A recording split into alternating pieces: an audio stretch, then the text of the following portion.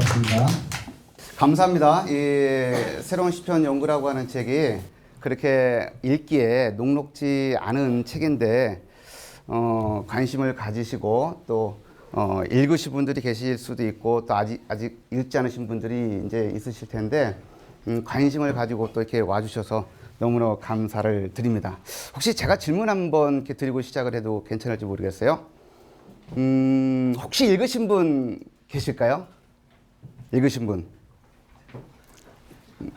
과감하게, 예, 과감하게, 소심하게 한 분 두셨고 나머지는 한 분도 안 읽으신 거예요, 그러니까? 그래요. 듣고 이제 감 보고, 알겠습니다. 사실 이제 이 책이 제가 2015년 5월 달에 시편으로 박사학위를 받은 이후에 한국에 돌아와서 계속 강의를 하면서 시편과 관련돼서 이제 강의를 하면서 계속 발전시켜서 이렇게 만들어낸 그런 책입니다. 기존에 한국에 있는 그 시편과 관련된 책들과 사실 조금 달라요. 기존에 있는 한국의 이제 시편과 관련된 책들은 사실 이제 낱개의 시편들이 어떤 뜻을 갖고 있는지 어떤 의미가 있는지에 대해서 분석을 하고 그것을 설교에 적용시키고 설교화하고 혹은 주석을 써내는 이제 그런 방식으로 이제 시편을 많이 연구를 해 왔습니다. 그런데 이제 이 책은 이제 그런 것에서 그런 방법이라든지 그런 것들이 잘못됐다라고 하는 것이 아니라 그것을 염두에 두고 시편이라고 하는 그 150개로 구성이 되어 있는 시편을 전체로 볼 수 있는 가능성이 있지 않겠느냐. 만약에 있다고 한다면 어떤 메시지가 전달될까라고 하는 어떤 전제 속에서 진행이 됐다라고 이렇게 볼 수가 있습니다.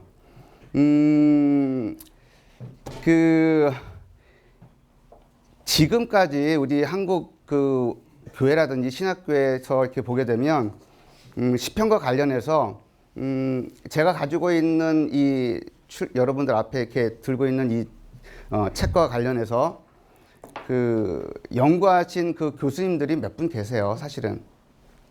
근데 지금 이제 앞으로 이제 제가 이 시간에 이제 소개해드릴 그 내용들을 뭐 좁게든 많게든 연구하신 분들이 계십니다. 안양대학교 신학대학원에 있는 김창대 교수님도 연구를 하셨고, 그 다음에 백석대학교 김진규 교수님이라는 분도 저와 같은 방식으로 연구를 하셨고, 합동신학대학교의 이제 김성수 교수님도 고신대죠. 고신신대원 김성수 교수님이라는 분도 연구를 하셨어요. 그 외에도 여러분들이 좀 계세요. 그런데 이제 제가 이제 이 책을 이렇게 내게 된 데는 제가 그분들보다 시간이 조금 더 많았어요. 그분들은 너무나 바쁘신 것 같았어요. 이제 바쁘셨고 강의를 많이 하시기 때문에 충분히 이제 실력이 있고 또 이렇게 그런 여력이 있음에도 불구하고 책을 못 내셨고 대신 이제 제가 조금 시간이 더 많은 관계로 이 책을 여러분들 앞에서 이제 소개하게 되었습니다. 그러니까 그래서 이제 이 책의 내용을 보게 되면 여러분들이 보게 되면은 저만의 독창적인 세계 어디에서도 찾아볼 수 없는 저만의 독창적인 어떤 아이디어가 있는 것이 아니라 기존에 앞서서 연구했던 여러분들의 학자들의 어떤 그런 터 위에서 제가 조그만 숯불 하나 얹었다라고 이렇게 생각을 하시면서 여러분들의 강의를 들으시면 되고 또 이 책을 읽으시면 될 것이다라고 생각을 합니다. 이런 이제 서론에 이제 말씀을 드리면서 어떻게 좀 이렇게 강의를 이렇게 들을 준비가 되셨나요?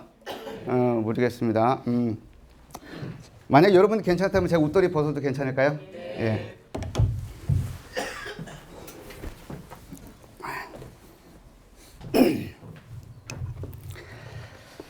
자, 이제 시작을 하도록 하겠습니다. 시작하기에 앞서 잠깐 기도하고 시작하겠습니다.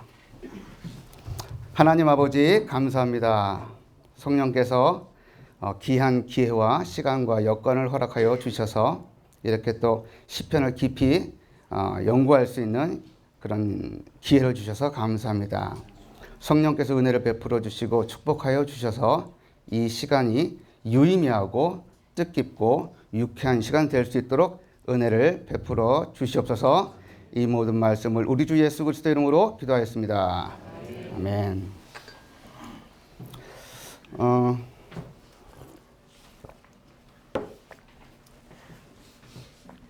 먼저 이제 제가 오늘 여러분들하고 같이 생각을 할 거는 뭐냐면 이 시편, 새로운 시편 연구를 이해하기 위한 방법론의 문제예요.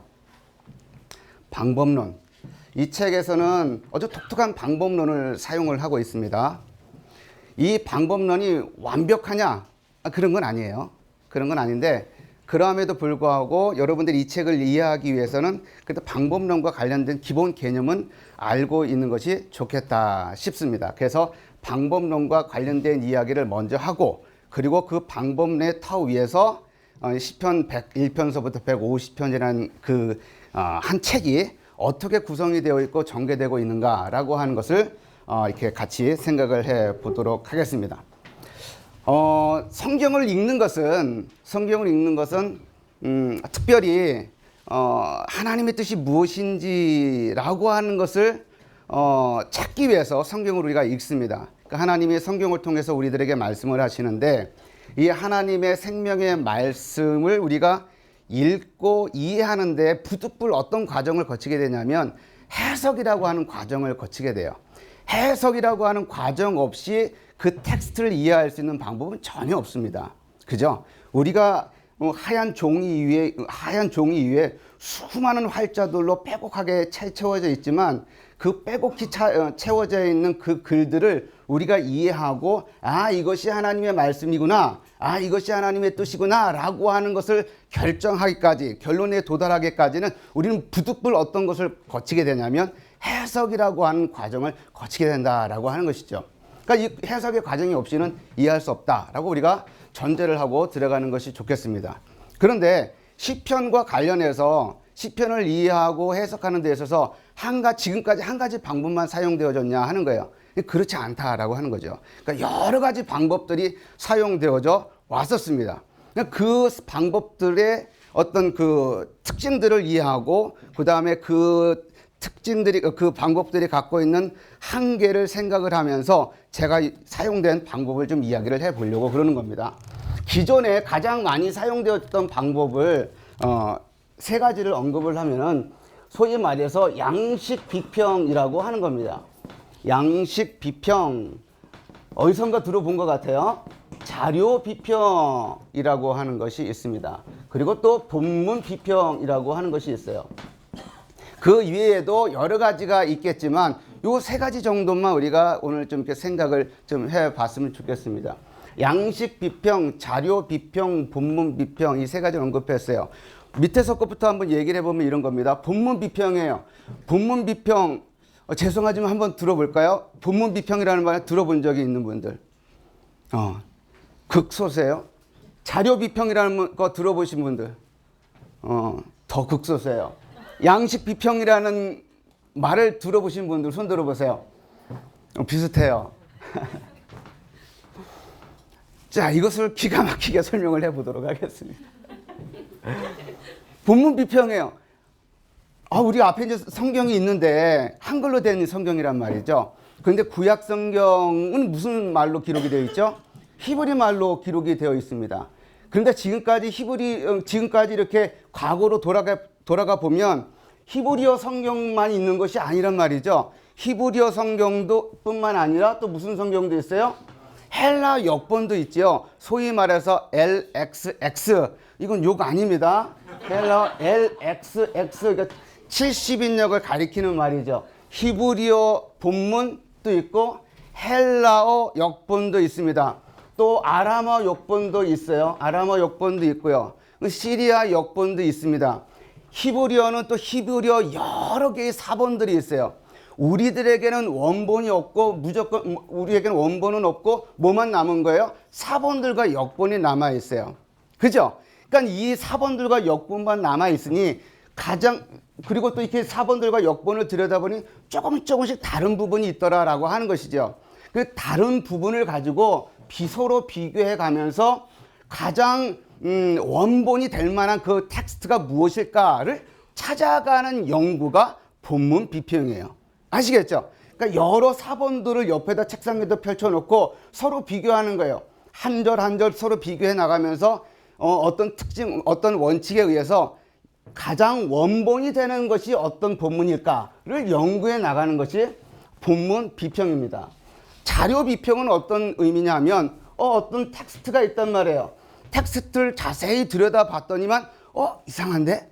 한 사람이 쓴 것 같지 않은데? 라고 하는 생각을 하게 되는 그런 본문들이 있다라고 하는 것이죠. 그러니까 자세히 분석을 해보니 A라는 것, B라고 하는 것, C라고 하는 어떤 그런 자료에서 가지고 와서 이 하나의 텍스트가 만들어진 것 같다라고 추정을 하고서 연구에 들어가는 겁니다. 이것이 이제 자료 비평이에요. 양식 비평은 뭐냐 하면 우리 앞에 놓여 있는 본문들이 있죠. 우리 앞에 놓여 있는 본문. 좀 더 요새는 유식하게 텍스트라고 그럽니다. 텍스트. 모든 해석의 대상이 되는 것을 텍스트라고 그러는 거예요.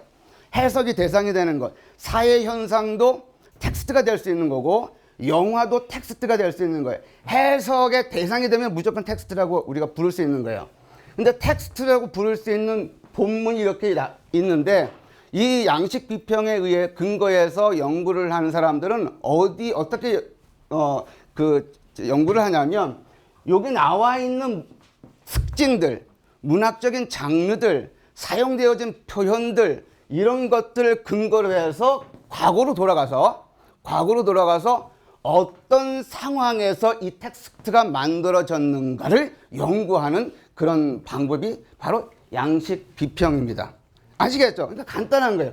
본문 비평은 여러 개 나와 있는 본문들을 비교해서 가장 원본이 무엇인가를 추적해 나가는 것이고 자료 비평은 하나의 텍스트 안에 여러 가지 자료가 동원되어서 만들어진 것 같다라고 하는 전제하에서 그 자료들을 분석하는 것이고 양식 비평은 주어진 텍스트에 사용되어진 여러 가지 문학적인 장르를 분석을 해서 과거에 어떤 상황에서 이 텍스트가 만들어졌는가를 연구하는 해석 방법이다라고 볼 수가 있습니다.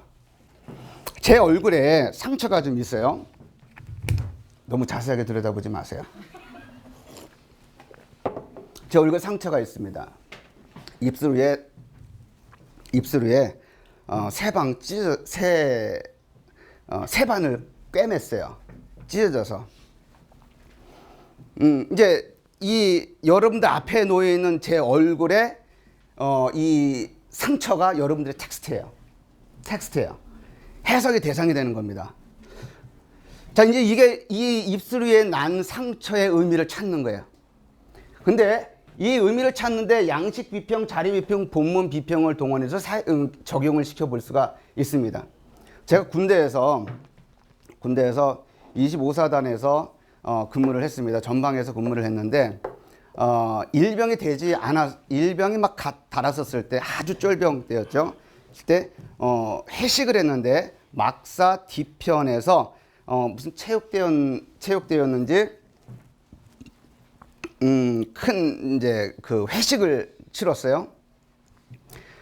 그런데 그 당시 분대장 이제 그 졸업이 아니라 제대를 얼마 안 남긴 그 분대장이 제게 뭘 시킨 거예요. 한 50여 미터 떨어져 있는 그 세면장에서 식판 하나를 가지고 오라는 그런 명령이었어요. 그 분이 인천의 활주로라고 하는 깡패였어요. 지금 어디서 무엇을 하고 있는지는 모르겠습니다.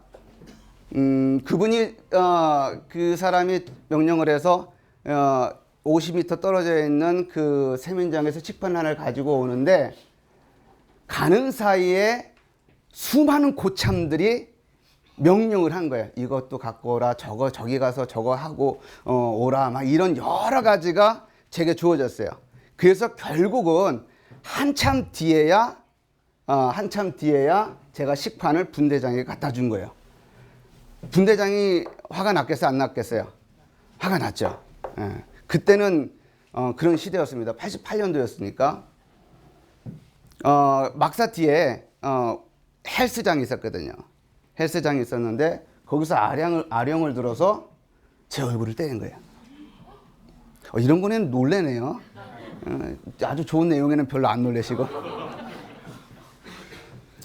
했어요. 그래서 찢어졌습니다. 예. 피가 많이 흘렀어요. 입술을 찢어져서. 그래서 거기 이제 의무대가 있어서 거기서 이제 부랴부랴 이제 꼬맸습니다. 자, 이제 제 얼굴에 난 상처를 가지고 양식 비평을 연구한다고 한다면 이런 겁니다. 여러분들은 제 난 상처의 크기, 사이즈, 뭐 이런 것들을 최대한대로 다 수집을 해서 이 상처가 과거에 언제 만들어졌느냐라고 하는 것에 초점을 맞추는 거예요. 방법이 그런 거예요. 제 상처를 봤지만 결국은 과거로 돌아가는 겁니다. 과거 언제 만들어졌느냐에 초점을 맞춰져 있는 거예요. 자료 비평은 본문 비평은 이런 겁니다. 그때 당시에 이 상처를 두고서 분대장이 기록해 놓은 일지, 그리고 소대장이 만들어 놓은 일지, 심지어 의무대에서 기록해 놓은 의무 일지, 더 나아가서는 대대장이 기록해 놓은 그 일지를 다 모아다가 서로 분석을 해보는 거예요. 어떤 사람은 2반 꿰맸다. 어떤 사람은 3반을 꿰맸다. 대대장의 글에는 아니다. 얼굴이 완전히 일그러져서 성형수술을 했다. 뭐 이런 여러 가지의 말들이 있는데 그 자료들을 다 모아놓고 분석을 하는 거예요. 어떤 것이 더 원래 사건과 부합하는지 그걸 연구하는 것이 본문 비평입니다. 자료 비평일 경우는 어떻게 될까요? 제 상처를 연구하고 제 상처의 의미를 찾는데 자료 비평을 갖고 연구하는 사람은 어떻게 하느냐면 사단장의 익명으로 기록되어 있는 문서가 발견이 되는 거예요. 25사단 몇 년 몇 월 거기에서 회식하다가 발생된 사건이 기록이 되어 있는 겁니다. 그런데 그 기록에는 어떻게 기록이 되어 있느냐? 소대장이 쓴 글, 분대장이 쓴 글, 대대장이 쓴 글 이런 것들이 마치 복합적으로 종합적으로 쓰여져 있는 듯한 문서가 발견이 되는 거예요. 그래서 가만히 보니까 이거 한 사람이 쓴 것 같지 않은데 어떤 자료들을 사용했지? 라고 분석을 해 나가는 것이 자료 비평이다 라고 하는 것이죠. 자, 여기서 우리는 뭘 발견할 수 있느냐 하면 양식 비평, 자료 비평, 본문 비평 장점이 있어요. 여러분들 제 얼굴에 난 상처의 의미를 찾는 데 있어서 과거 이야기를 들으니 저게 그래서 저렇게 된 거구나 라고 하는 의미를 찾습니다. 어떤 그 이해를 할 수가 있어요. 그럼에도 불구하고 이 3가지 방법은 결국은 텍스트의 의미를 찾고자 했는데 텍스트에 머물지 못하고 결국 어디로 돌아가는 거예요? 과거로 돌아가는 거예요. 내 얼굴에 난 상처의 의미를 찾고 싶은데 결국은 어디로 돌아가냐? 과거로 돌아가서 과거에 계속 머물러 있는 겁니다. 성경으로 돌아가서 시편 1편, 시편 2편 이렇게 연구를 해나가는데 이 양식 비평, 자료 비평, 본문 비평의 근거에서 연구를 하다 보면 1편을 갖고 공부를 하는데 결국은 나중에 발견할 땐 자기 자신이 과거에 머물고 있다라고 하는 것을 발견한다라고 하는 것이죠. 그래서 이런 한계를 좀 극복해보자. 과거에 머물러 있지 말고 본문을 봤으면 계속 본문에 머물고 본문의 의미를 좀 찾아보자라고 하는 거기에 우리가 좀 주안점을 더 보자라고 하는 생각을 갖게 되었다라고 하는 겁니다. 그래서 이런 방법들이 이거 다 나쁜 거네? 그게 아니라 이 방법들의 단점과 한계가 있으니 좀 이것을 좀 뛰어넘고 좀 긍정적으로 나갈 수 있는 방법이 없겠냐라고 하는 그런 어떤 반작용에 의해서 그 방법론이 나오기 시작을 했습니다. 그 중에 하나가 뭐냐면 텍스트 하나를 전체를 하나의 문학적인 일체로 보자라고 하는 어떤 움직임이 일어났습니다. 그것 중에 하나가 정경 비평이라고 하는 것이 있어요. 정경 비평이라는 것이 있습니다. 정경 비평은 뭐냐면 우리들에게 주어진 최종 텍스트 시편으로 본다고 하면 1편서부터 150편으로 구성되어 있는 이 150개의 최종 텍스트를 하나의 문학적인 일체로 보자라고 하는 겁니다. 자, 근데 우리가 지금까지 시편을 어떻게 봤어요? 1편 따로, 2편 따로, 3편 따로 읽고 묵상하고 적용하고 그렇게 해왔단 말이에요. 그것에 그렇게 해온 것에 문제가 있느냐? 완전히 나쁘냐? 그걸 얘기하는 것이 아닙니다. 그렇게 보는데 한계가 있으니 이렇게 문학적인 일체로 볼 수 있는 여지가 없겠느냐라고 하면서 반작용에 의해서 이런 시각이 등장을 했다라고 하는 겁니다. 그러니까 1편서부터 150편을 뭐로 보자? 하나의 문학적인 일체로 보자라고 하는 겁니다. 자, 여기서 중요한 것이 하나 있어요. 이거와 같이 함께 일어났던 방법론이 어떤 것이 있냐면 신비평이라는 것이 있어요. New Criticism 이렇게 말합니다. New Criticism, 신비평이라고 하는 것이 있고 이제 정경비평이라는 것이 이제 있는 거예요.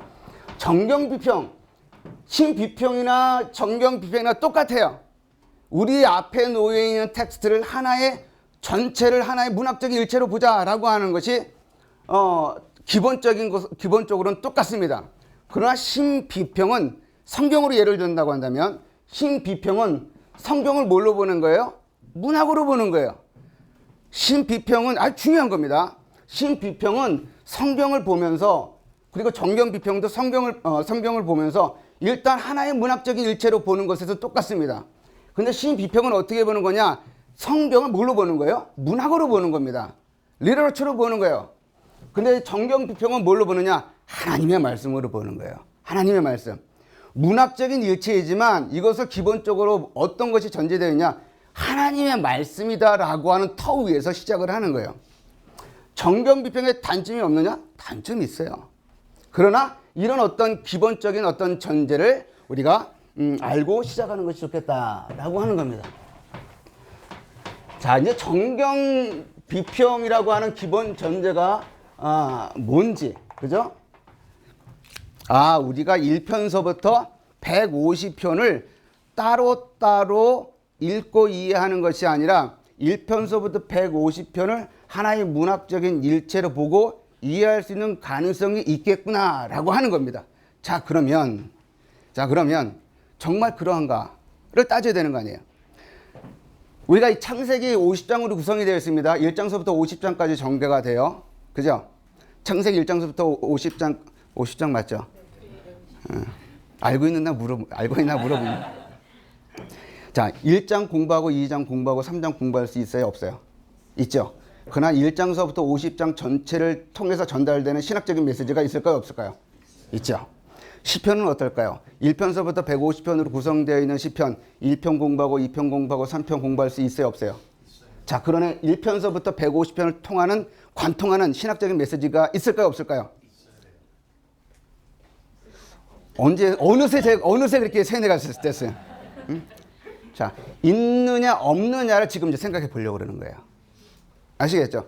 자, 정경비평이라는 전제하에서 우리 앞에 놓여 있는 이 텍스트를 하나의 문학적인 일체로 본다고 한다면 오케이.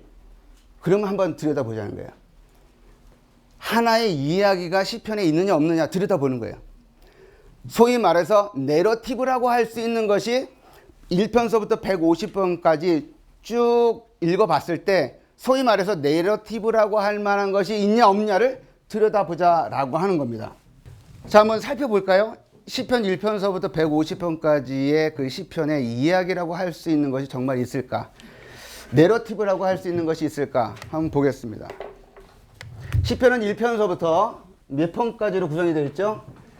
150편까지로 구성이 되어 있습니다. 1편서부터 150편이에요. 자, 한번 기본적인 한 질문을 한번 던져보겠습니다. 시편이 몇 권으로 구성이 되어 있나요? 5권으로 구성이 되어 있어요. 뭔가 좀 예습을 해온 듯한 느낌이.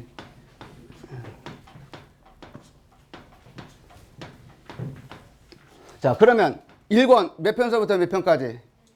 1편서부터 41편까지. 오케이, 41편까지. 제2권은 42편서부터 72편까지. 제3권은 73편서부터 89편까지. 그죠? 맞죠? 자, 4권은 90편서부터 106편까지. 그죠? 그다음 마지막 5권은 107편서부터 150편까지 이렇게 구성이 되어 있습니다. 그래서 이거를 우리는 1권 이렇게 얘기하고 2권, 3권, 4권,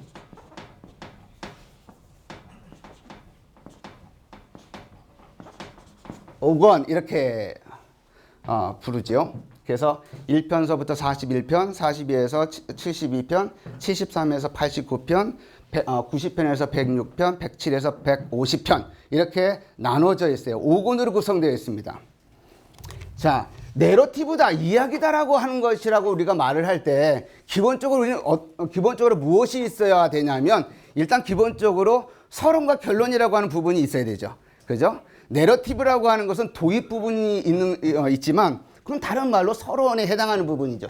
서론에 해당하는 부분이 시편에 있을까라고 하는 질문에 우리는 이렇게 얘기할 수 있어요. 있다라고 하는 거예요. 어떤 부분이 서론이라고 부를 수 있느냐? 시편 1편과 시편 2편 이 두 개의 시편을 시편 전체의 서론이다라고 우리가 말을 할 수가 있습니다. 그리고 결론에 해당하는 부분은 어느 부분이냐면 146편서부터 150편까지 146편에서 150편까지 이거를 우리는 결론이다라고 말할 수 있어요. 서론 여기는 146에서 150편은 결론 이렇게 말을 할 수가 있어요. 자, 그럼 서론과 본론이 이렇게 있다고 한다면 이 안에는 무슨 단어를 붙여서 설명할 수 있을까요? 본론이라고 할 수가 있겠죠. 가운데 있는 건 다 본론입니다. 자, 서론에 해당하는 여기 이것부터 한번 얘기를 해볼까요?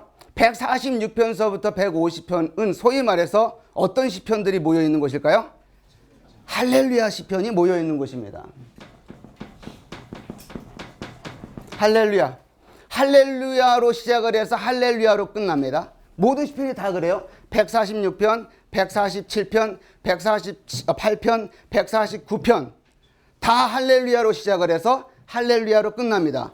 그리고 150편은 각 줄마다 할렐루야가 적어도 2번씩은 나와요. 적어도. 그러니까 6절로 구성이 되어 있는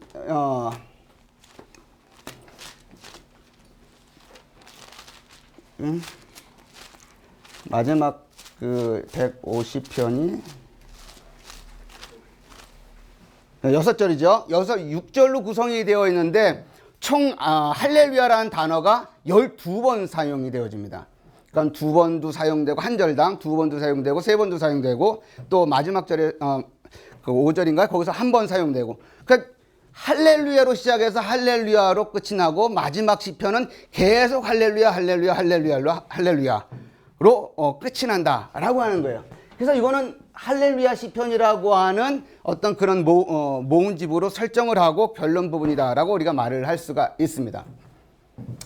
자, 이 시편 1편과 2편이 서론이라고 하는데 정말 서론이라고 불리울 수 있을까라고 하는 거예요. 정말 그렇습니다. 흥미롭게도 시편 1편이 뭐에 대한 내용으로 시작이 되는지 아시나요? 제가 생각할 때는 어려운 질문은 아니라고 생각하는데 말씀, 율법 좋습니다. 자, 1편은 율법 묵상의 중요성에 관해서 얘기를 하죠. 율법 묵상의 중요성. 그죠? 복 있는 사람은 악인의 꾀를 쫓지 아니하며 죄인의 길에 서지 아니하며 오만한 자의 자리에 앉지 아니하고 오직 여호와의 율법을 즐거워하여 그 율법을 주야로 묵상하는 자로다. 저는 시냇가에 심은 나무가 시절을 쫓아 과실을 맺으며 그 행사가 다 형통하려다 라고 하는 시편으로 시작이 되죠. 율법 묵상의 중요성으로 시작을 합니다.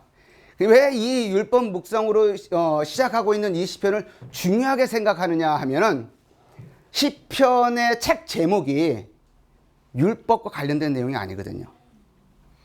시편의 책 제목은 테힐림이라고 그래요. 테힐림. 테힐림이라고 합니다. 이 테힐림은 어디서 왔냐면 할랄이라고 하는 동사에서 온 명사 복수형이에요. 할랄은 우리가 여러분들이 잘 알고 있는 것처럼 히브리어로 찬양하라, 송축하라 라고 하는 동사입니다. 요게 시편 150편에서 쭉 나오는 단어들, 146편에서도 계속 반복해서 나오는 단어가 바로 할랄이라고 하는 동사이죠. 이것의 명사 복수형이 테힐림이에요.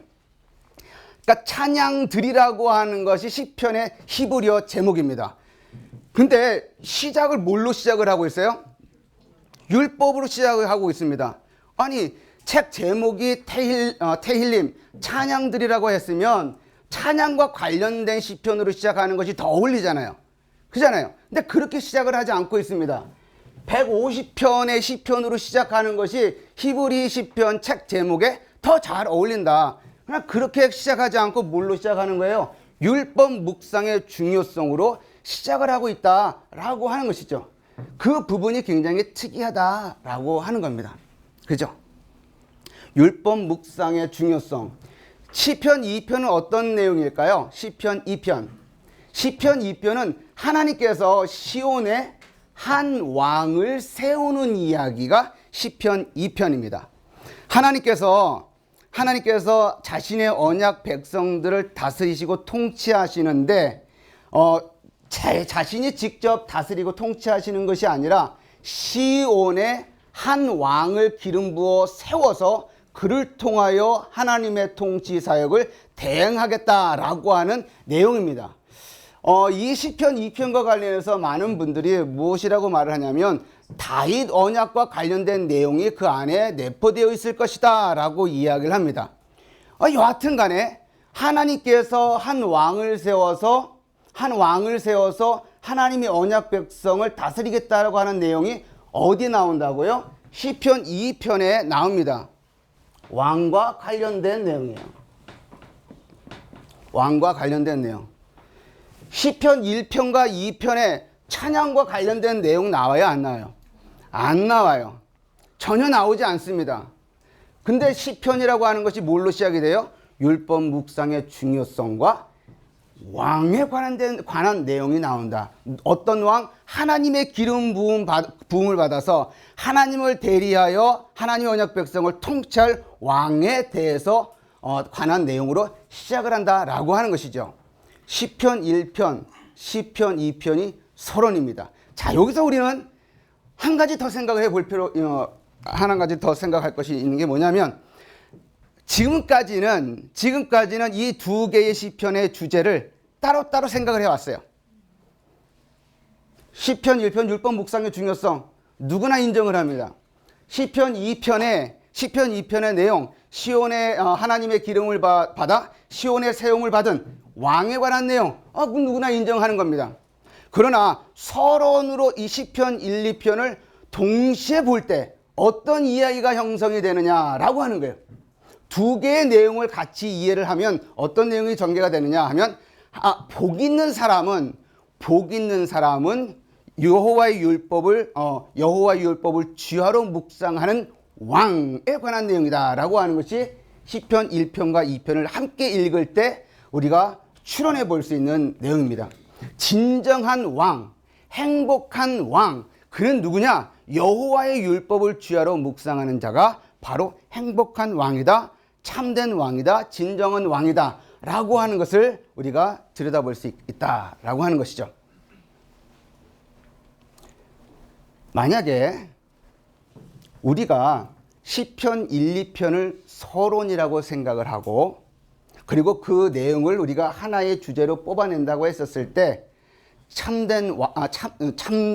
진정한 참으로 행복한 자는 참으로 복된 자는 여호와의 율법을 주야로 묵상하는 왕이다라고 하는 주제로 우리가 설정을 한다고 한다면 이 주제가 반드시 시편 전체를 관통하거나 꿰뚫고 있어야만 우리의 이야기의 타당성을 우리가 받아들일 수 있을 겁니다. 그러면 여기에 나와 있는 이야기가 시편 1편과 2편에서 나와 있는 이야기가 과연 1편서부터 150편까지 이 이야기가 나오느냐라고 하는 겁니다. 과연 그럴까? 저는 그렇다고 봤어요. 여러분들이 설득당하느냐, 설득당하지 않느냐는 2차적인 문제예요. 저는 그렇게 봤습니다. 그리고서 이 책을 썼어요. 이제 여러분들이 읽으면서 이건 아닌데 이렇게 할 수도 있겠죠. 그죠? 읽으면서 그런데 그렇게 볼 수 있겠는데 그런데 그렇구나 로 넘어갈 수도 있겠고, 그죠? 자, 그러면 오늘 좀 아웃라인을 설명을 하는 거니까 좀 간단하게 좀 설명을 해보도록 하겠습니다.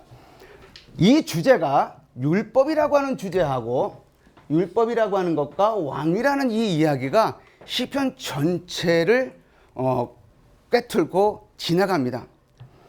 왜 율법이라고 하는 것이 그리고 왕이라고 하는 이 두 주제가 마치 비행기의 두 날개처럼 시편을 전체를 꿰뚫는 관통하는 주제가 될까라고 하는 어떤 그런 것을 이렇게 생각을 해보면 이렇습니다. 시편이 언제 최종적으로 완성이 되냐, 파이널 텍스트로 최종적으로 완성되었느냐라고 하는 것을 생각을 해보면 포로기 이후라고 이야기를 해요. 많은 학자들이 이렇게 이야기를 하고 저도 그렇게 봅니다. 포로기 이후라고 하는 것은 뭘 말하는 거예요? 이스라엘 백성들이 바벨론의 포로로 끌려갔다가 예루살렘으로 돌아온 때, 그때를 바벨론 포로기 이후라고 말을 하는 거죠. 포로기라고 말을 하면 바벨론에 있었을 때를 말하는 거고, 그렇죠? 여러분들 잘 아는 것처럼 이스라엘 백성들의 역사는 참으로 암울합니다. 참으로 슬픈 역사가 거기 안에 들어가 있지요. 우리가 잘 알고 있는 것처럼 하나님께서 사무엘하 7장을 보게 되면 하나님께서 다윗에게 나타나셔서 말씀을 하시죠. 원래는 이제 다윗이 전쟁이 다 끝나고 안정을 되찾자 하나님의 집을 지어야겠다라고 생각을 하고 나단에게 이야기를 했을 때 하나님께서 오히려 내가 너희가 언제 집을 지을 것을 요청한 적이 있느냐라고 반문을 하면서 내가 너의 집을 짓겠다라고 말씀을 하십니다. 다윗 언약이에요. 다윗 왕조를 이야기를 하십니다. 그게 뭐냐면 너의 후손을 통해서 너의 왕위가 영원할 것이다라고 하는 것을 약속을 하시거든요. 사무엘하 7장에 나와 있는 말씀입니다. 그것을 소위 말해서 다윗 언약이다라고 말합니다. 다윗의 후손으로 온 왕들의 보좌가 영원할 것이다라고 하는 겁니다. 근데 실질적으로 그렇게 됐어요, 안 됐어요? 다윗의 언약대로 하나님께서 다윗을 통해서 하신 언약대로 다윗의 왕좌가 보좌가 왕조가 계속 지속이 됐나요? 안 그랬잖아요. 그죠? 그런데 다윗의 왕자가 계속 보존되는 데 있어서 결정적으로 영향을 끼치는 게 뭐예요?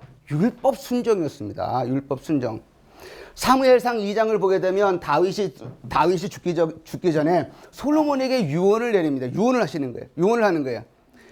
하나님께서 내게 약속을 해주셨고 너의 보좌가 왕조가 영원할 것이다 하는 것을 하나님께서 약속하셨다. 그러나 너는 여호와의 율법을 지키고 준행하고 따라야 한다라고 하는 것을 이야기를 하십니다. 그러니까 율법 순종이 다윗 왕조의 굉장히 결정적인 요소로, 조건적인 요소로 제시가 되어지고 있다라고 하는 겁니다. 사무엘상 9장을 가게 되면 솔로몬 성전을 짓고 났었을 때 하나님께서 솔로몬에게 나타나셔서 말씀을 하시는 부분도 똑같아요. 너가 내 여호와의 율법을 지켜 준행하면 너의 보좌가 영원할 것이다 라고 하는 것을 약속을 하십니다. 사무엘하 7장에서는 구체적이지 않았었던 부분이 사무엘상 2장, 사무엘상 9장에 넘어가면서 그 다윗 보좌의 영원성이 그 왕들의 율법 준수에 아주 중요한 어떤 단서로서 제시가 되고 있다라고 하는 것이죠. 이스라엘 역사를 보면 실제로 그러하였습니다. 솔로몬이 그 열왕기상 11장을 보게 되면 솔로몬이 어떻게 망했는지에 대한 이야기가 기록이 되어 있잖아요. 그죠? 11장 1절부터 쭉 읽어보면 솔로몬이 하나님과 거리를 둡니다. 하나님 등을 집니다. 여호와의 율법을 저버립니다. 그것이 뭘로 나타났어요? 이방 신상을 섬기는 여인들을 첩과 흥으로 두었다라고 하는 거예요. 몇 명이나 뒀어요? 1000명이나 뒀어요. 감당할 수 있어요, 없어요? 감당할 수 있어요, 없어요? 우리 집에는 4명의 여자가 있어요.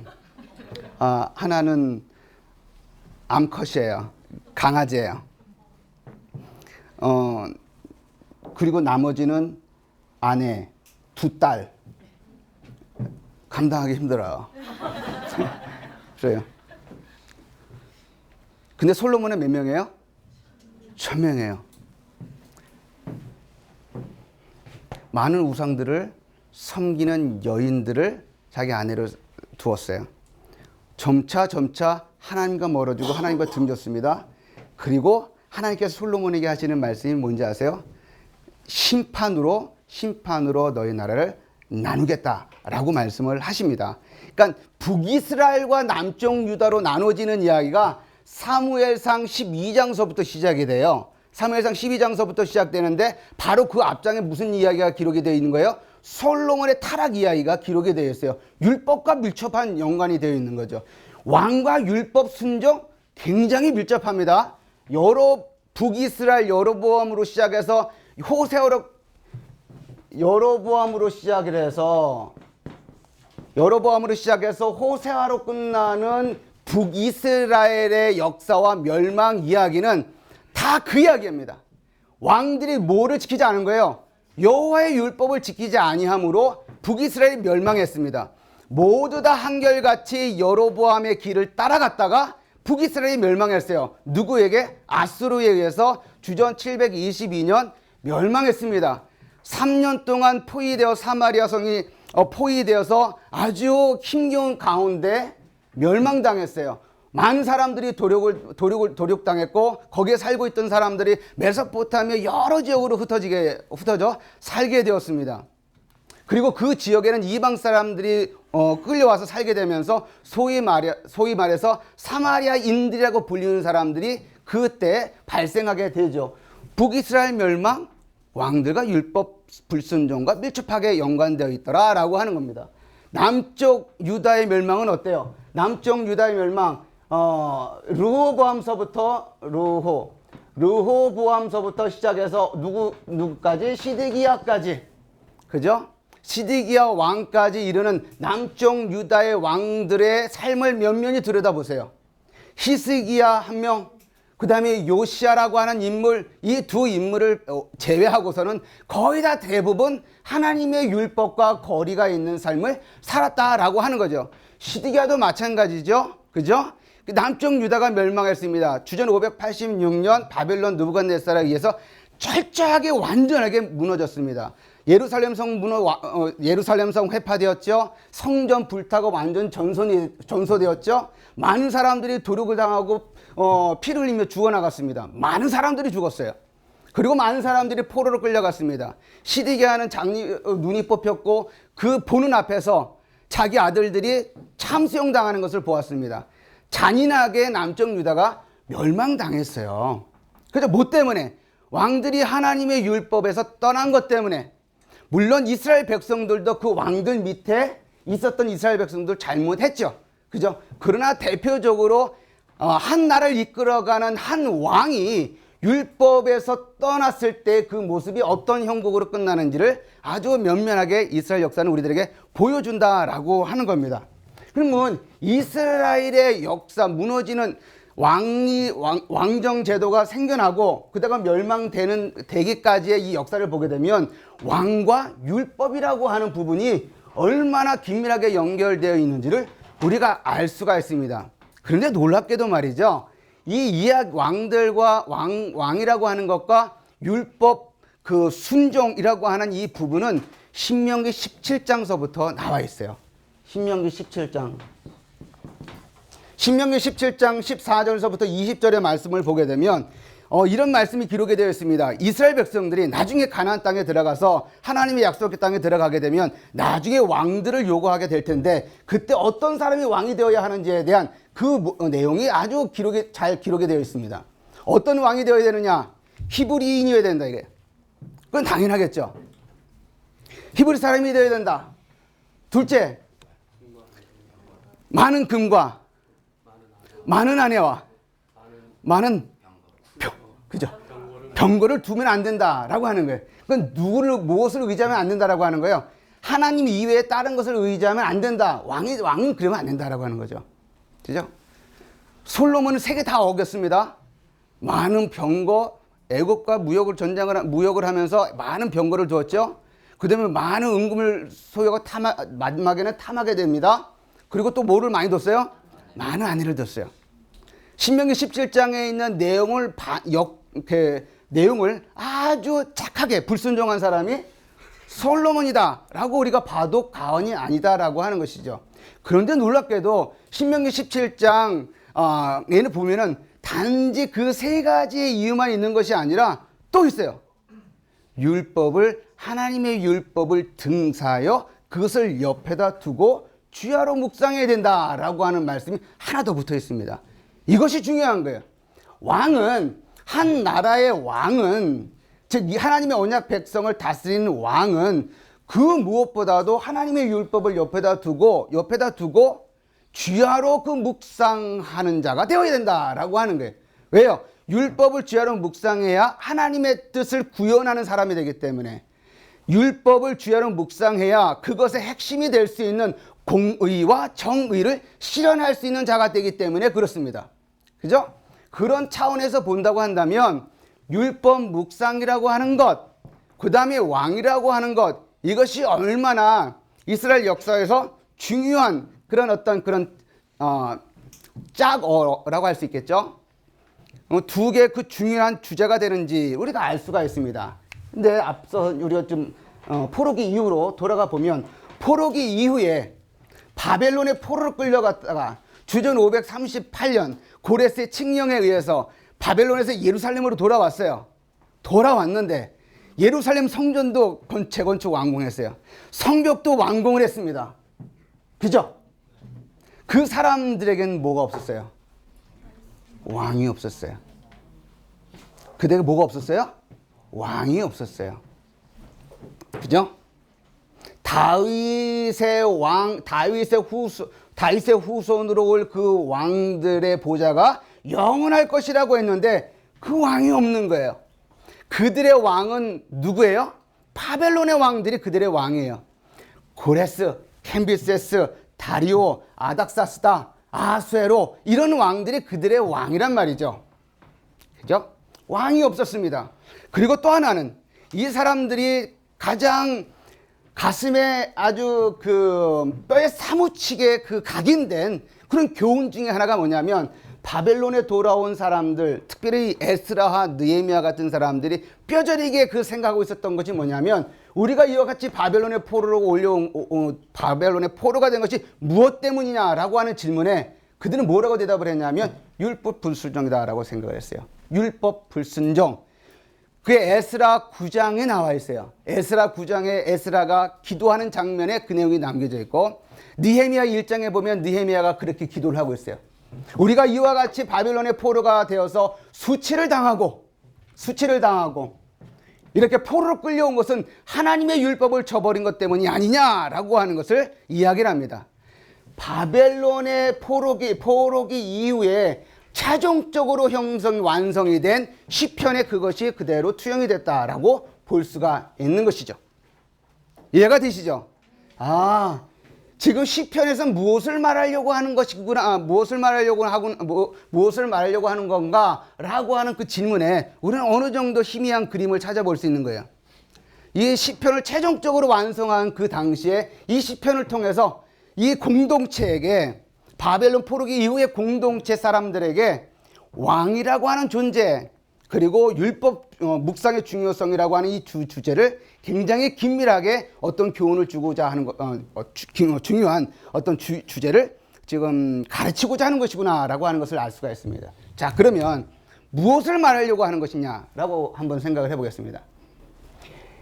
우리가 시편 1권, 2권, 3권, 4권, 5권 이렇게 우리가 설명을 했는데 이거요 두 부분으로 크게 나눌 수가 있습니다. 어떻게 나누느냐? 1권서부터 3권까지를 우리가 나눠볼 수가 있습니다. 그리고 4권서부터 5권까지를 나눠볼 수가 있어요. 1권서부터 3권까지를 하나의 단락, 그리고 제4권서부터 5권까지를 하나의 또 다른 단락으로 나눠볼 수가 있습니다. 1권, 2권, 3권은 누구에 관한 이야기냐라고 할 때 인간 왕에 대한 이야기다라고 이제 설명을 해볼 수가 있습니다. 인간 왕에 관한 이야기다. 그럼 여기 앞부분에는 하나님에 관해서 전혀 이야기하지 않느냐? 아니, 이야기합니다. 하나님을 왕이라고 하는 부분도 조금 나와요. 그리고 하나님이 어떠한 분이신가에 대한 부분도 많이 나와요. 그런데 전체적으로 인간 왕 다윗 혹은 다윗의 후손과 관련된 내용으로 많이 점철되어져 있습니다. 특별히 1권과 2권의 이야기를 보게 되면 거의 다윗과 관련된 이야기가 많이 등장을 합니다. 물론 그 안에는 바벨론 포로기 이후에 쓰여졌을 것으로 판단되어지는 시편 44편과 같은 이야기도 있지만 전반적으로 다윗과 관련된 이야기가 담겨져 있습니다. 우리가 소위 시편을 보게 되면 그 앞부분에, 그 시작 부분에 뭐라고 부르는 부분이 있죠? 표제어라고, 예? 제목 혹은 표제어라고 불리울 수 있는 그런 것이 있습니다. 다윗의 시, 솔로몬의 시, 에단의 시, 또 고라 자손의 시, 이런 것이 붙어 있죠. 그런데 그 표제어에는 종종 좀 더 구체적인 역사적인 상황과 관련된 어떤 정보가 포함되어져 있는 표제어도 있습니다. 흥미롭게도 다윗과 관련해서 그 역사적인 그 상황이 그 첨가된 표제어가 있는데 13개가 됩니다. 13개가. 시편 3편과 같은 경우가 처음으로 등장을 하죠. 시편 3편과 같은 경우에는 다윗이 그의 아들 압살롬을 피할 때 지은 시라고 되어 있습니다. 그러니까 압살롬을 피할 때라고 하는 역사적인 정보가 담겨져 있는 거죠. 그러니까 이런 시편들이 한 13개가 되는데 하나만 그 제5권에 등장하고 나머지 부분은 다 어디에 등장한다? 1권서부터 2권 안에 다 등장한다라고 하는 부분. 그죠? 부분이 이 안에 다 들어가 있다라고 하는 겁니다. 그리고 제1권에서 한 군데만 여러분들에게 소개를 하면 이렇습니다. 왕과 율법이 어떤 식으로 나와 있느냐? 한 군데만 좀 소개를 하면 시편 18편. 저는 좋은 단어 있으면 좋은 단어 씁니다. 시편 18편, 그리고 시편 19편, 그리고 20편, 21편 이렇게 연결되어져 있습니다. 자, 이전에는 이 부분을 다 따로따로 읽고서 묵상을 했단 말이죠. 그죠? 18편 읽고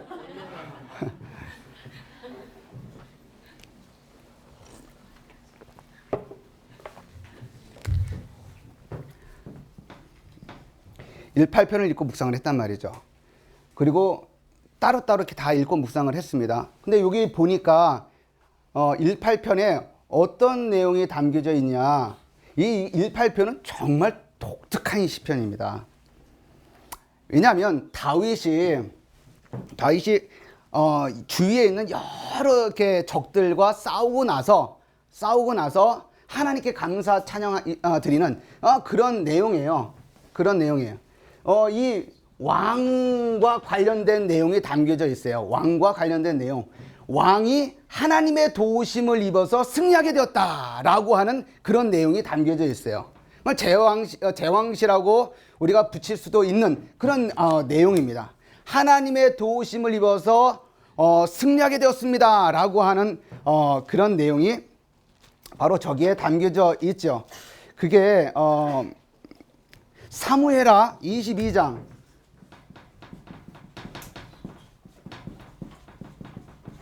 사무엘하 22장에 있는 내용이 그대로 18편으로 옮겨져 있어요. 그리고 사무엘하 22장 1절이 뭐가 됐냐면 표제어가 됐습니다. 사무엘하 22장 1절이 18편의 표제어가 되고 그 나머지는 똑같아요. 그죠? 이거 표제어와 관련돼서도 아주 흥미로운 얘기할 것들이 참 많이 있습니다만 오늘은 그냥 아웃라인만 잡는 데 초점을 맞춰서 진행을 해보겠습니다. 자, 왕과 관련된 내용이에요. 20장과 21장도 어떤 내용이냐? 여기도 마찬가지예요. 왕과 관련된 내용이 나오는데 어떤 내용이냐? 하나님의 도우심을 입어서 승리해서 감사드리는 내용이 담겨져 있어요. 담겨 있습니다. 여기도 무슨 내용이에요? 왕과 관련된 내용이다라고 하는 것이죠. 그런데 그 사이에 어떤 시편이 있어요? 19편이 담겨져 있습니다. 시편 19편, 뭐 어떤 시편이라고 말하죠, 보통? 율법시 혹은 토라시 이렇게 말을 합니다. 율법시 혹은 토라시. 그죠? 율법에 관련된 내용이 담겨져 있어요. 물론 시편 19편 전반부에는 태양과 관련된 내용이 담겨져 있죠. 하나님께서 지으신 이 세계가 말도 없고 구음도 없고 소리도 없지만 하나님의 창조 솜씨를 드러낸다라고 하는 내용이 담겨져 있죠.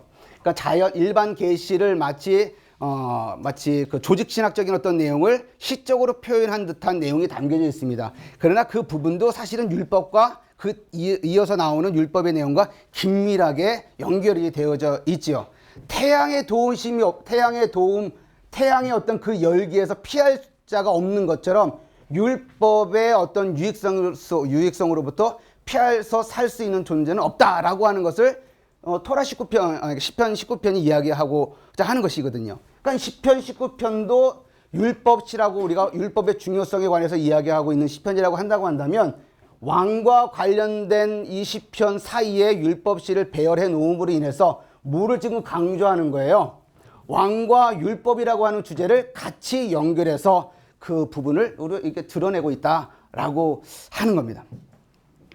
자, 여기 10편 1편서부터 72편까지 내용을 보게 되면 인간 왕 다윗과 관련된 내용이 많이 들어 있습니다. 10편 3편에 다윗이 압살롬으로부터 피해서 도망칠 때 지은 시 이렇게 기록이 되어 있고 시편 2권의 마지막 부분에 여기 72편에 보면 누가 등장해요? 솔로몬이 등장합니다. 이때 다윗이 솔로몬을 위해서 기도하는 내용처럼 전개가 되고 있습니다. 표제어에는 솔로몬의 시라고 되어 있지만 마지막 끝부분에 가게 되면 다윗의 기도가 끝나니라 라고 하는 그런 소위 말해서 후기가 기록이 되어 있죠. 후록이라고 하는 것이 그 간기라고 불리우는 것이 붙어 있습니다. 그러니까 다시 말해서 다윗이 솔로몬을 위해서 지은 시다라고 볼 수가 있습니다. 그 내용을 보게 되면 이런 내용이죠. 하나님 솔로몬을 위해서 기도합니다. 그에게 지혜를 주시고 하나님께서 은혜를 베풀어 주셔서 이 솔로몬이 공의와 정의를 잘 실행해 나갈 수 있도록 해 주십시오 라고 하는 내용이 기록이 되어 있어요. 그러니까 마치 사무엘상 2장에 나와 있는 것처럼 다윗이 솔로몬에게 자신의 왕위를 넘겨주면서 하는 듯한 내 기도 내용이 담겨져 있더라 라고 하는 것이죠. 시편 2편에서는 하나님께서 시온에 한 왕을 세운다, 기름 부어서 왕을 세웠다라고 하는 이야기를 했잖아요. 그때는 왕위가 생기는 것이고 시편 72편에서는 다윗에서 솔로몬에게 왕위가 넘어가는 어떤 그런 내용이 담겨져 있다라고 하는 겁니다. 그런데요, 제3권으로 넘어가게 되면 어떤 내용이 전개되느냐? 파괴와 관련된 내용이 담겨져 있습니다.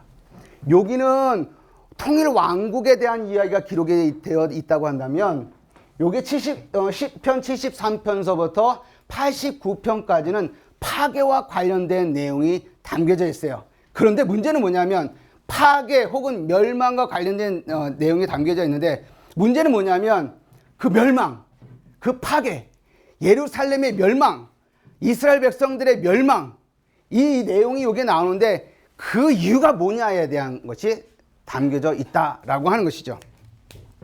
이스라엘 백성들에게서는 아주 좀 문제가 있었던 것이 뭐냐면 심판을 당하고 나서 이런 의문을 갖게 되는 거예요. 내가 하나님께 뭘 잘못했는데? 네? 내가 하나님께 뭘 잘못했는데 이와 같은 심판을 우리에게 임하는가? 라고 하는 사람들이 있었던 것 같아요. 꼭 그때만 있었을까요? 오늘날에도 그런 사람들이 있을까요? 없을까요? 있죠. 너무 강하게 얘기하지 마세요. 있어요. 그죠? 내가 하나님께 뭘 잘못했길래, 하나님께 뭘 잘못했길래 이와 같은 심판을 내게 계속 하시는가?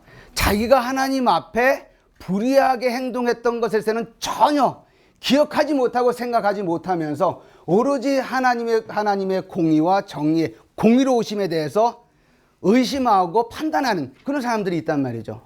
제3권에는 그와 같은 내용이 담겨져 있습니다. 시편 73편으로 그와 같은 내용이 시작이 되죠. 시편 73편을 보게 되면 하나님의 공의가 받아들여지지 않는, 이해할 수 없다고 탄식하는 그런 시인이 등장을 합니다.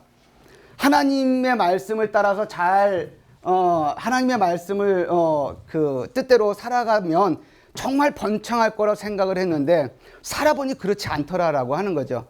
시편 73편의 시인은 하나님의 말씀을 따라 잘 살아가다가 주위를 둘러보니까 그렇지 않은 거예요.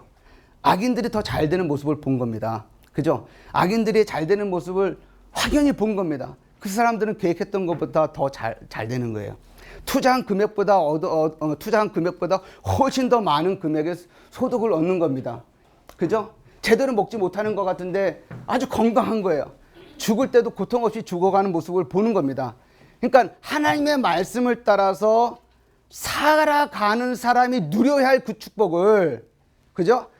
그 축복을 누가 지금 누리고 있는 것 같은 거예요? 악인들이 누리고 있다라고 생각을 하는 겁니다. 그러니까 그 머릿속에 어떤 생각이 드는 거예요? 하나님이 공의롭지 않은 것 같구나라고 하는 생각을 갖게 되고, 그런 생각 때문에 내가 이거 신앙 괜히 붙들고 있는 거 아니야? 라고 하는 단계까지 이르게 된 그 내용이 전개가 되고 있는 것이 시편 73편입니다. 근데요, 흥미롭게도 시편 73편 다음에 시편 74편에 무슨 내용이 기록이 되어 있냐면 남쪽 유다가 멸망하는 이야기가 기록이 되어 있어요. 남쪽 유다가 멸망하는 이야기가 기록이 되어 있습니다. 이 전개가 아주 흥미롭습니다. 78편 다음에 79편을 보면 이 내용이 똑같이 반복이 돼요. 시편 78편은 어떤 내용이 담겨져 있냐면 이스라엘 백성들이 광야를 지나가면서 하나님과 관계를 맺어가면서 율법을 저버리는 이야기가 많이 기록이 되어 있습니다. 그러면서 하나님께서 그 율법 저버리심으로 인하여 이스라엘 백성들을 어떻게 심판하시는 이야기가 기록이 되어 있어요. 그리고 그럼에도 불구하고 하나님의 자비하심이, 신실하심이 어떠했는지를 보여주는 시편이 시편 78편입니다. 그리고 나서 시편 79편에서는 남쪽 유다가 멸망하는 이야기가 기록이 되어 있어요. 율법 불순종했던 그런 이스라엘 백성들의 심판 이야기 다음에 시편 79편에 남쪽 유다가 멸망하는 이야기 기록이 되어 있어요. 아주 자세하게 기록이 되어 있습니다. 여러분 한번 읽어보세요. 그리고 88편하고 89편을 보게 되면 그런 패턴이 또 등장합니다. 89편에 보면 남쪽 유다가 멸망하는 이야기가 기록이 되어 있어요. 그런데요, 놀라지 마세요. 시편 88편에 제가 앞서서 얘기했던 그런 생각을 하고 있는 사람이 등장합니다. 시편 88편의 시인은 이런 거예요. 지금 죽음 직전에 있어요. 고통 가운데 있습니다. 시련 가운데 있어요.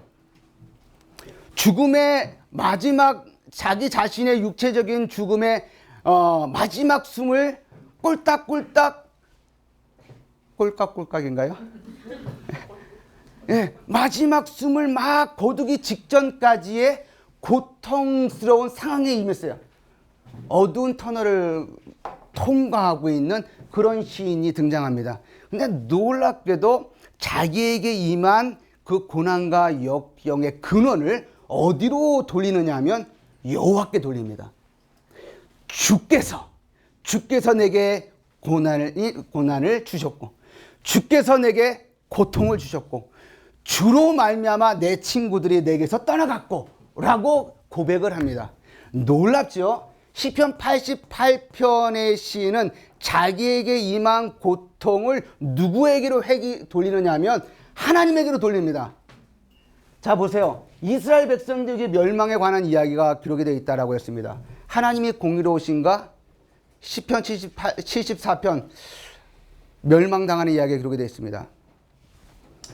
시편 78편 율법 지키는 것과 관련된 이스라엘 백성들의 광야 삶을 기록해 놓고 79편은 남쪽 유다 멸망 이야기를 기록해 놨어요. 88편 하나님 때문에 내게 심판이 맺는가?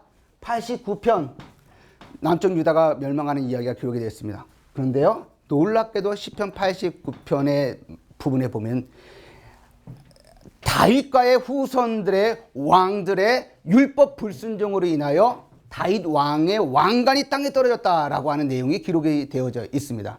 무슨 말이냐? 하나님이 불의해서 이스라엘 백성들이 멸망하고, 하나님이 불의해서 남쪽 예루살렘 성전이 무너지고, 하나님이 불의해서 자기 자신에게 재난과 고난이 임한 것이 아니라 너희들이 율법을 저버린 것 때문에 임한 것이 아니냐라고 하는 것을 이야기를 하고 있다라고 하는 거예요. 시편 73편에 하나님의 불의를 의심했던 사람이나 시편 88편에서 자기 자신에게 임한 재난을 하나님 때문이다라고 손가락질하고 있던 시인이나 똑같습니다. 그죠? 그 고난은 남쪽 유다가 멸망한 것은 하나님이 불의해서 멸망한 것이 아니라 너희들이 율법을 불순종해서 임하게 된 것이다 라고 하는 것을 시편 89편에서 이야기를 하고 있다라고 하는 겁니다. 자, 그러면 여기 1권, 2권, 3권은 무엇에 대해서 이야기를 하고 있는 거예요? 여기 통일의 왕국 시대, 여기는 통일의 왕국의 멸망과 관련된 이야기가 기록이 되어 있어요. 그죠? 그리고 인간 왕이라고 하는 것에 초점이 맞추어져서 기록이 되어져 있습니다. 그죠? 인간 왕이 성공했다는 거예요? 실패했다는 거예요? 실패했다는 거죠. 동의합니까? 네? 동의합니까? 여기 표제, 책 제목에 부제로 되어 있는 거죠. 새로운 시편 연구, 그리고 부제로 뭐가 되어 있어요? 실패한 인간 왕.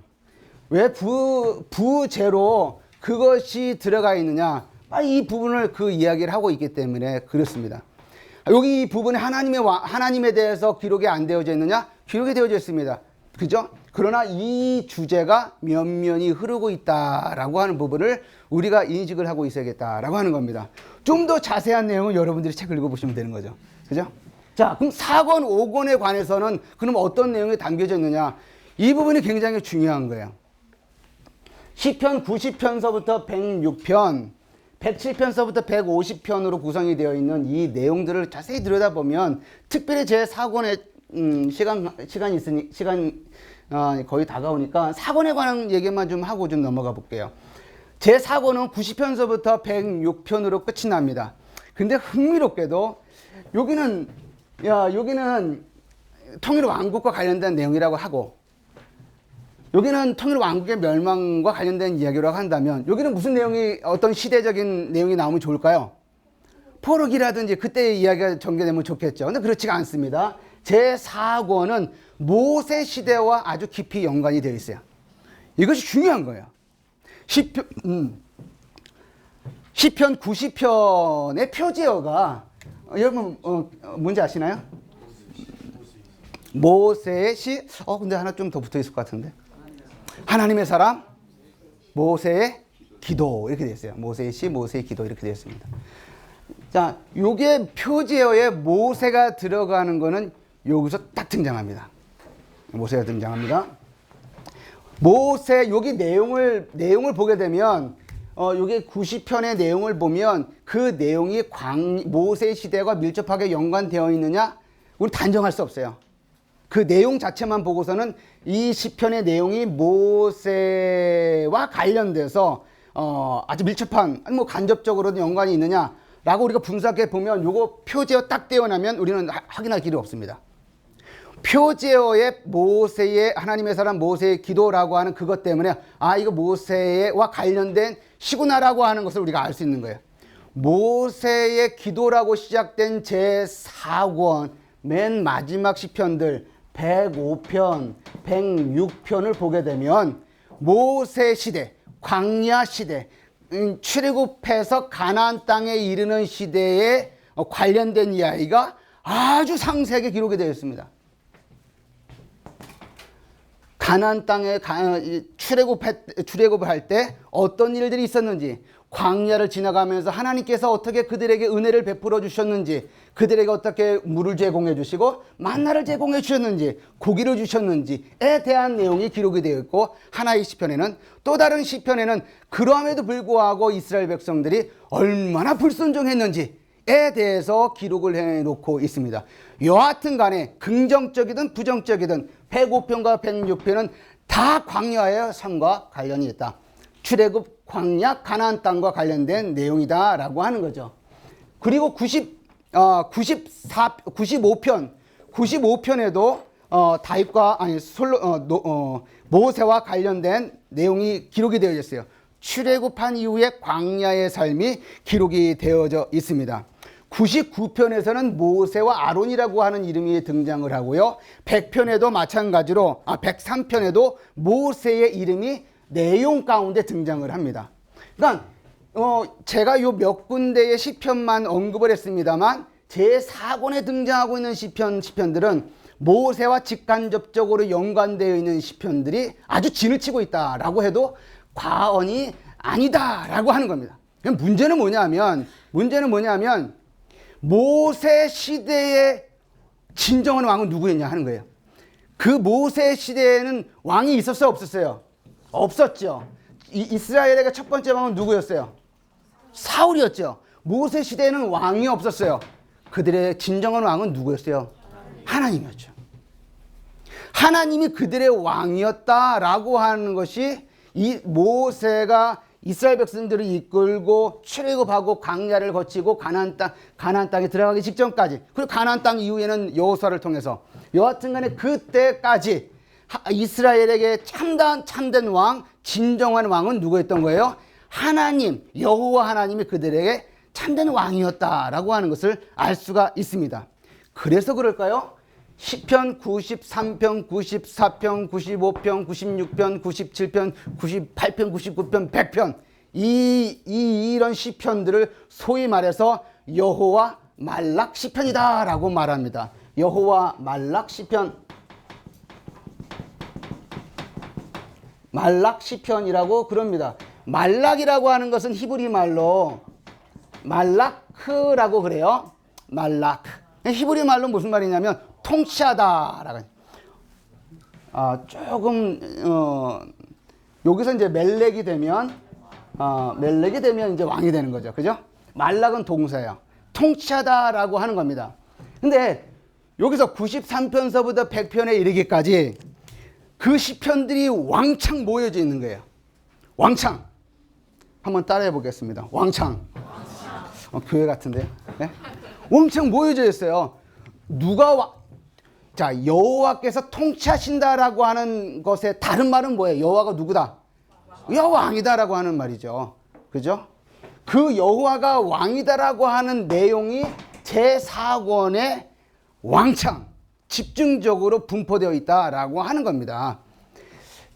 시편을 최종적으로 완성했던 그때 당시에, 그러니까 시편 저자든 아니면 공동체든 여하튼간에 하나님의 감동을 받아서 이 최종 시편을 완성하고 있었던 그런 시편 저자는 그 공동 첫 번째 독자에게 무엇을 말하고 싶었던 걸까요?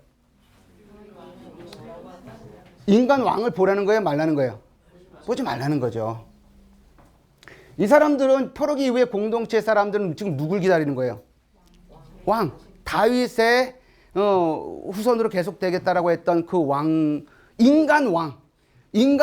자기가 눈으로 보고 가현적인 눈으로 볼 수 있는 그 왕이 없는 것에 대해서 고민하고 있는 그들에게 보지 마라.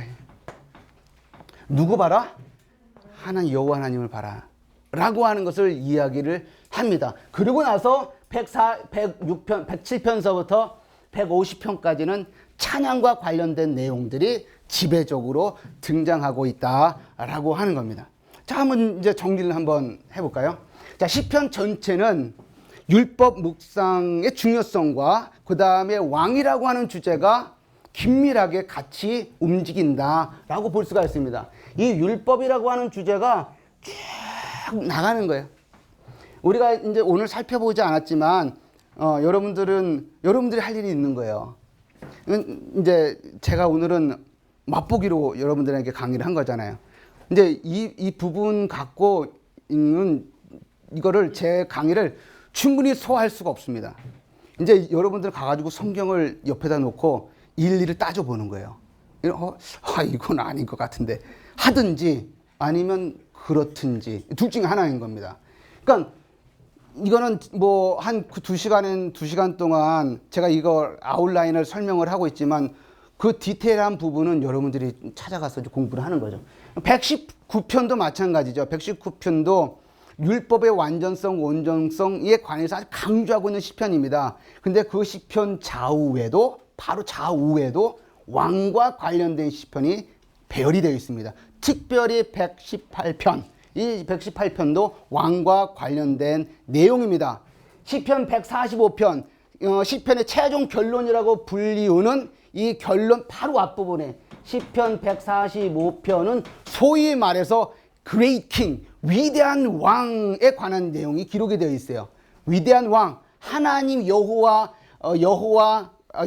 참으로 위대한 왕이십니다 라고 하는 선포하는 그런 내용이 담겨져 있어요. 그래서 율법이라고 하는 주제가 시편 1편서부터 쭉 전개가 되고 그 다음에 왕이라고 하는 주제가 이 마지막까지도 쭉 마치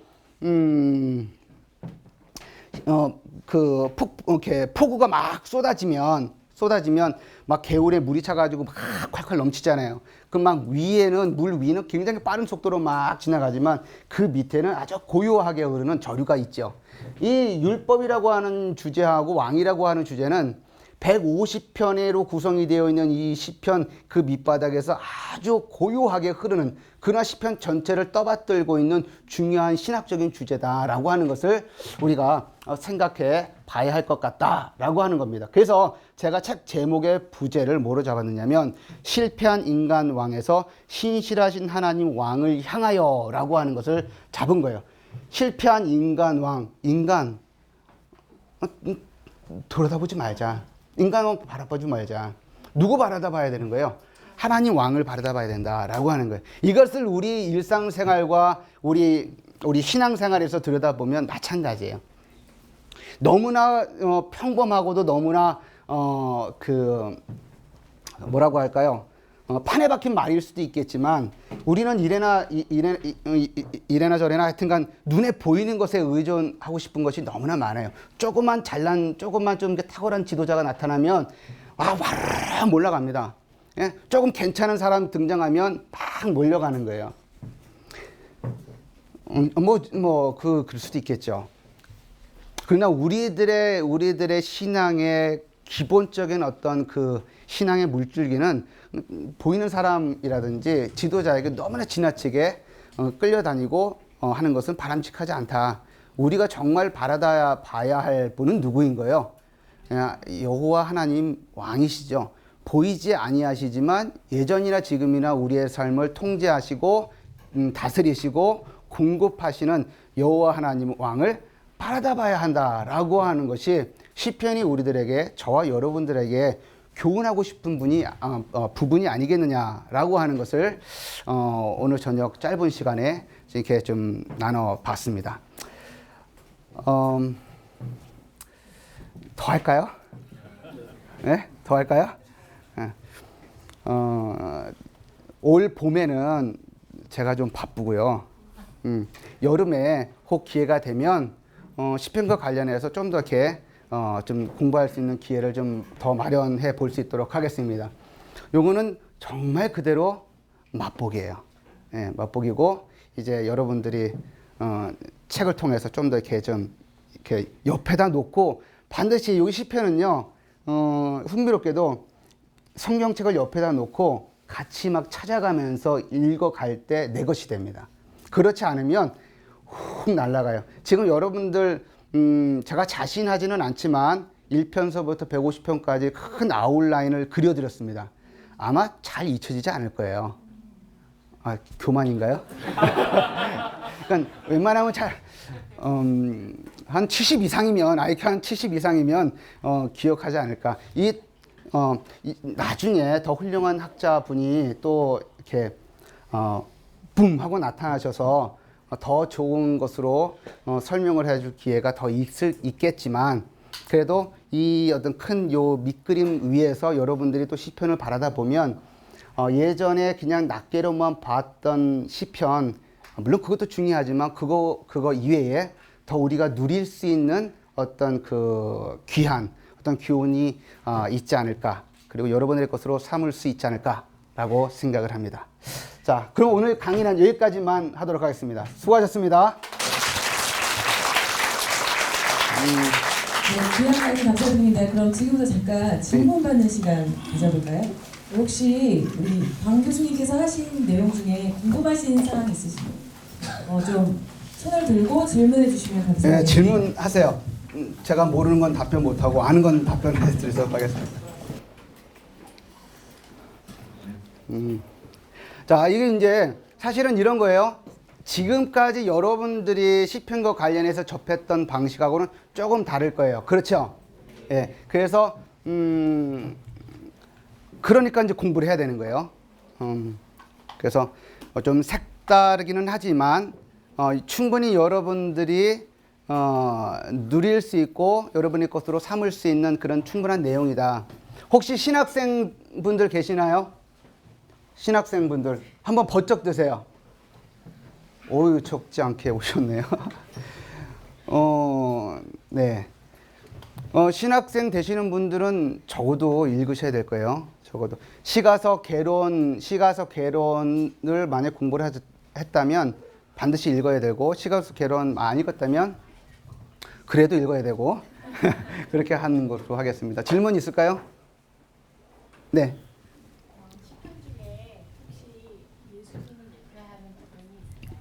그럼요, 있죠. 시편을 예표하는 시편이 있죠. 소위 말해서 예수님도 직접 인용을 하신 부분도 있고요. 대표적으로 시편 2편도 우리가 생각해 볼 수 있는 부분이 있고요. 그리고 또 132편 같은 경우, 시편 132편과 같은 경우는 예수님의 오심과 관련돼서 그 예수님의 그 오심과 관련해서 아주 좀 더 다른 시편보다 더 선명하게 예표하고 있는 시편이 시편 132편입니다. 그래서 시편에서도 그런 부분들이 충분히 있죠. 그래서 정경 시편으로 바라다 보면서 동시에 굉장히 메시아닉 인터프리테이션이라고 그래요. 메시아 해석, 이제 그렇게 표현을 하는데 그렇게 해석해서 그렇게 접근을 해서 예수님의 오심을 같이 겸해서 묵상을 할 수 있는 부분이 충분히 있습니다. 또 그렇게 마땅히 그렇게 해석해야 되는 부분도 있고요. 예. 네. 방금 전에 교수님께서 설명해 주신 어떤 시편의 저술 목적에 대해서 상당히 긍정적으로 이해를 했고요. 이 저술 목적이 이제 시편이 최종적으로 완성된 150편의 전체적인 구조를 봤을 때 포로기 이후의 저술이 완성이 되었다고 봤을 때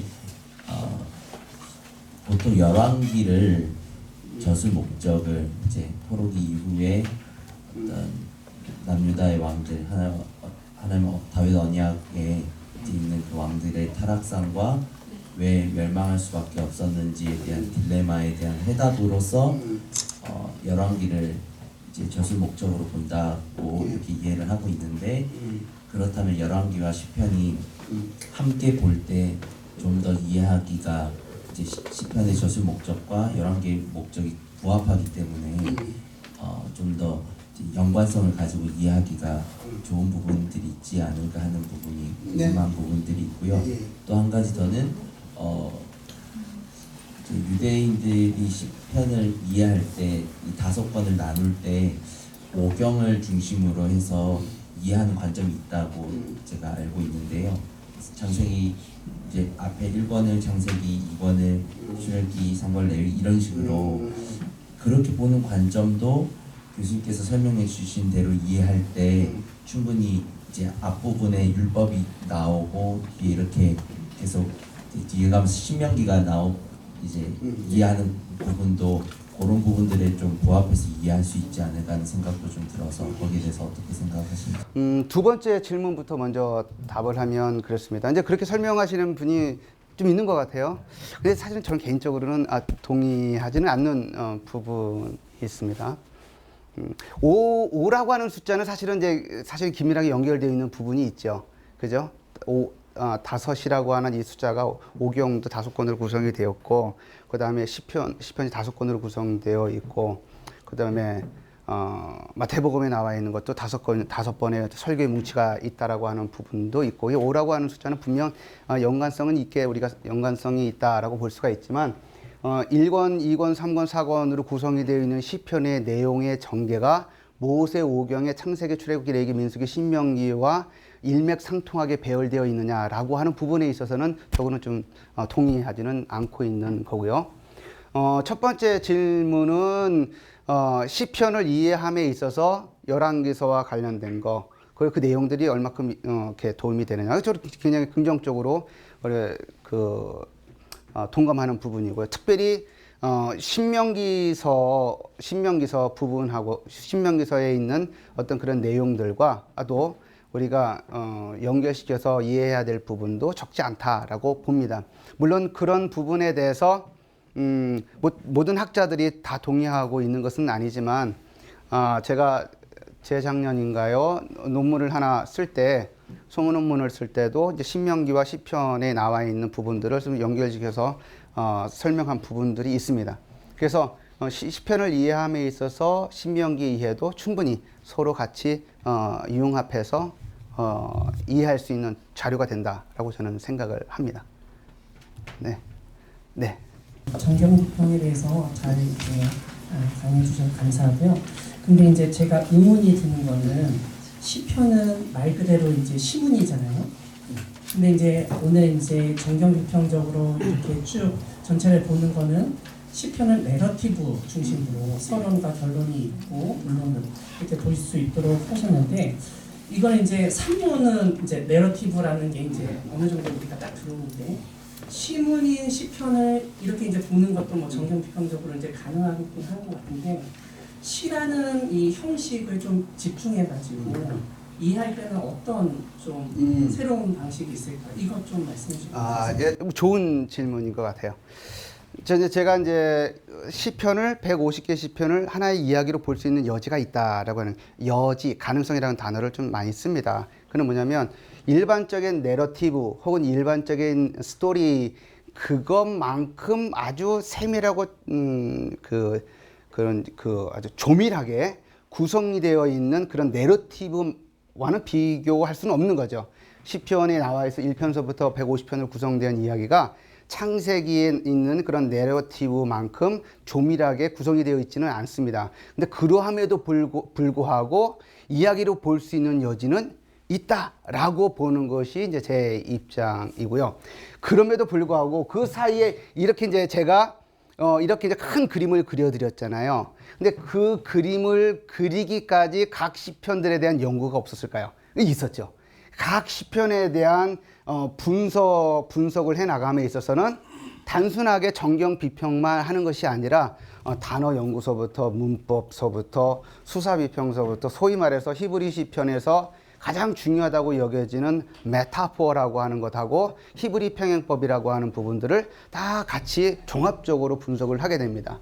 그렇게 낱개적으로 개별적으로 연구되어진 그 조그만한 결과들을 조각조각 서로 연결시켜 보니 이와 같은 그림이 그려지더라라고 하는 겁니다. 그래서 지금 제 이야기 이 큰 그림만 갖고서는 여러분들의 설득 여부는 조금 이제 보류해 줘도 괜찮습니다. 그러나 이제 책을 읽으면서 이제 결정을 하는 거죠. 안 돼, 이거 아니야. 그래도 아니야 하고 이제 할 수도 있는 것이고, 그런데 할 수도 있는 거고, 그죠?